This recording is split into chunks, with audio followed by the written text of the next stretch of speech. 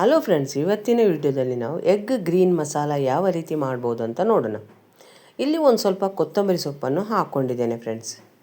ಜೊತೆಗೇ ಒಂದು 4 ಹಸಿಮೆಣಸಿನ್ಕಾಯಿ, ಒಂದು ಅರ್ಧ ಇಂಚು ಶುಂಠಿಯನ್ನು ಕೂಡ ಇಲ್ಲಿ ಹಾಕ್ಕೊಳ್ತೇನೆ. ನಿಮಗೆ ಸ್ವಲ್ಪ ಸ್ಪೈಸಿ ಬೇಕಂದರೆ ಹಸಿಮೆಣಸಿನ್ಕಾಯಿನ ಜಾಸ್ತಿನೇ ಹಾಕ್ಕೋಬೋದು. ಒಂದು 4 ಎಸಳು ಬೆಳ್ಳುಳ್ಳಿ, ಮತ್ತೊಂದು ಸ್ವಲ್ಪ ಪುದೀನ. ಭಾಳ ಪುದೀನವನ್ನೇನು ಹಾಕ್ಕೋಬೇಡಿ, ಪುದೀನ ಸ್ಮೆಲ್ಲೇ ಬಂದುಬಿಡುತ್ತೆ. ಅದಕ್ಕೋಸ್ಕರ ಪುದೀನವನ್ನು ಮಾತ್ರ ಒಂದು ಸ್ವಲ್ಪನೇ ಹಾಕ್ಕೋರಿ. 1/4 ಕಪ್ಪಷ್ಟು ತೆಂಗಿನಕಾಯಿ ಮತ್ತು ಒಂದು 4 ರಿಂದ 5 ಕಾಳುಮೆಣಸನ್ನು ಕೂಡ ಇಲ್ಲಿ ಸೇರಿಸ್ಕೊತಿದ್ದೀನಿ. ಕಾಳುಮೆಣಸು ಬೇಡ ಅಂದರೆ ನೀವು ಅಚ್ಕಾದ ಪುಡಿನ ಬೇಕಂದರೂ ಸೇರಿಸ್ಕೋಬೋದು. ಈ ಕಾಳುಮೆಣಸು ಹಾಕ್ಕೊಂಡ್ಮೇಲೆ ಒಂದು ಸ್ವಲ್ಪ ನೀರು ಹಾಕಿ ಇದನ್ನು ನೈಸಾಗಿ ರುಬ್ಕೋಬೇಕು.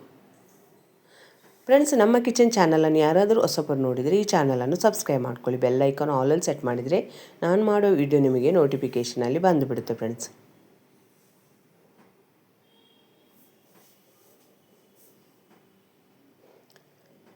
ಈಗ ಇದನ್ನು ನೈಸಾಗಿ ರುಬ್ಕೊತೇನೆ ಫ್ರೆಂಡ್ಸ್. ಈಗ ಇಲ್ಲೊಂದು ಬಾಣಲೆ ಇಟ್ಟು ಅದಕ್ಕೊಂದು 2 ರಿಂದ 3 ಟೇಬಲ್ ಸ್ಪೂನ್ ಎಣ್ಣೆ ಹಾಕ್ಕೊಂಡಿದ್ದೇನೆ. ಎಣ್ಣೆ ಚೆನ್ನಾಗಿ ಬಿಸಿ ಆದಮೇಲೆ ಅರ್ಧ ಟೇಬಲ್ ಸ್ಪೂನಷ್ಟು ಬಡೆಸೊಪ್ಪು, ಒಂದು ಚಕ್ಕೆ, 1-2 ಲವಂಗ, ಮತ್ತೊಂದು 2 ಏಲಕ್ಕಿ, ಮತ್ತೊಂದು ಮರಾಠ ಮೊಗ್ಗು, ಜೊತೆಗೆ ಒಂದು ಈರುಳ್ಳಿ ಹಾಕ್ಕೊಂಡು ಒಂದು ಸಲ ಎಣ್ಣೆಯಲ್ಲಿ ಫ್ರೈ ಮಾಡ್ಕೋಬೇಕು. ಈಗ ಇದರ ಜೊತೆಗೇ ನಾನೊಂದು ಸ್ವಲ್ಪ ಉಪ್ಪನ್ನು ಕೂಡ ಇಲ್ಲಿ ಹಾಕ್ಕೊತೇನೆ. ಉಪ್ಪನ್ನು ಹಾಕ್ಕೊಂಡ್ಮೇಲೆ ಒಂದು ಟೊಮೆಟೊ ಹಣ್ಣನ್ನು ಕೂಡ ಹಾಕಿ ಎಲ್ಲವನ್ನು ಚೆನ್ನಾಗಿ ಎಣ್ಣೆಯಲ್ಲಿ ಫ್ರೈ ಮಾಡ್ಕೊತೇನೆ.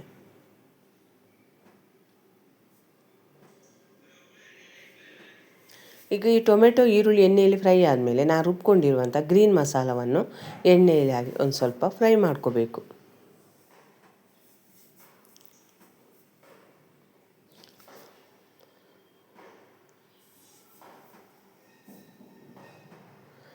ಈಗ ಒಂದು ಚಿಟಿಕೆ ಅರಶಿನ ಮತ್ತೊಂದು ಸ್ವಲ್ಪ ಗರಂ ಮಸಾಲನ್ನು ಇದರ ಜೊತೆನೇ ಸೇರಿಸ್ಕೊಂಡು ಎಣ್ಣೆಯಲ್ಲಿ ನಾನು ಇದನ್ನು ಚೆನ್ನಾಗಿ ಫ್ರೈ ಮಾಡ್ಕೊತೇನೆ ಫ್ರೆಂಡ್ಸ್. ಇಲ್ಲಿ ತೆಂಗಿನಕಾಯಿ, ಹಸಿಮೆಣಸಿನ್ಕಾಯಿ ಎಲ್ಲವನ್ನು ಹಸಿಯಾಗಿ ಹಾಕಿರುವುದರಿಂದ ಎಣ್ಣೆಯಲ್ಲಿ ಚೆನ್ನಾಗಿ ಫ್ರೈ ಮಾಡ್ಕೋಬೇಕು.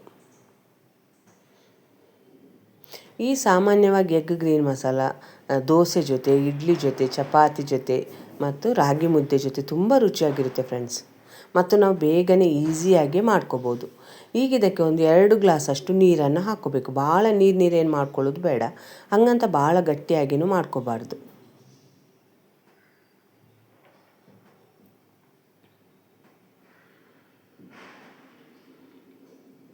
ನೀರನ್ನು ಸೇರಿಸ್ಕೊಂಡ್ಮೇಲೆ ಇಲ್ಲಿ ಉಪ್ಪು ಖಾರ ಏನೇ ಕಡಿಮೆ ಆಗಿದ್ದರೂ ನಾವು ಈಗಲೇ ಸೇರಿಸ್ಕೊಳ್ಳೋಣ.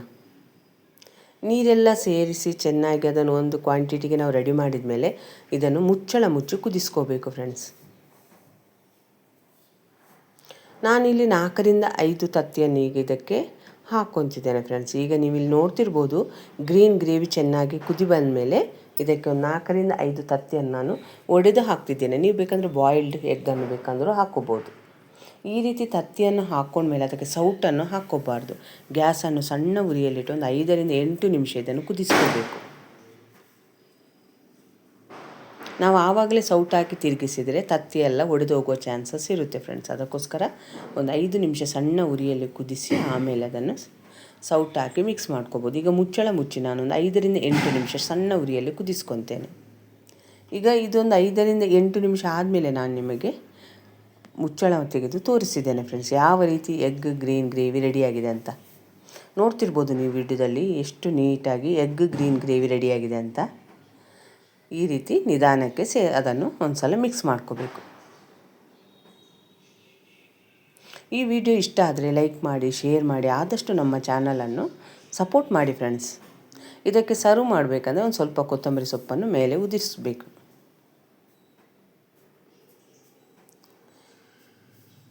ನೋಡಿದ್ರಲ್ಲ ನಾನು ಎಗ್ ಗ್ರೀನ್ ಗ್ರೇವಿ ಯಾವ ರೀತಿ ಈಸಿಯಾಗಿ ಮಾಡಿಕೊಂಡೆ ಅಂತ. ಈ ವಿಡಿಯೋವನ್ನು ನೀವು ನೋಡಿದ್ದಕ್ಕೆ ನಿಮಗೆ ತುಂಬ ಧನ್ಯವಾದಗಳು.